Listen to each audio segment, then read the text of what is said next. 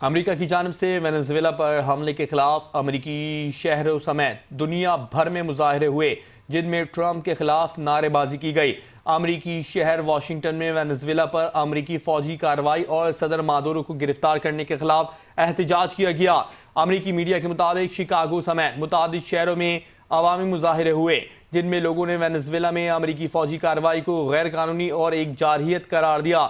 मुजाहिरीन ने ट्रंप इंतजामिया के फैसलों के खिलाफ शदीद नारे लगाए और मुतालबा किया कि सदर ट्रंप को कानून के मुताबिक जवाबदेह बनाया जाए। उधर न्यूयॉर्क शहर के टाइम्स स्क्वायर में मुजाहिरीन ने रैली निकाली और सदर डोनाल्ड ट्रंप की गिरफ्तारी का मुतालबा किया। पेरिस में बाएं बाजू के मुजाहिरीन ने वेनेजुएला पर अमेरिकी हमलों की मजम्मत की और वेनेजुएला के झंडे लहराए। वेनेजुएला के सदर मादुरो की गिरफ्तारी के खिलाफ यूनान के दारुल हुकूमत एथेंस में हजारों अफराद ने मार्च किया। रोम में इटली के शहरियों का वेनेजुएला में अमेरिकी ऑपरेशन के खिलाफ एहतजाज हुआ।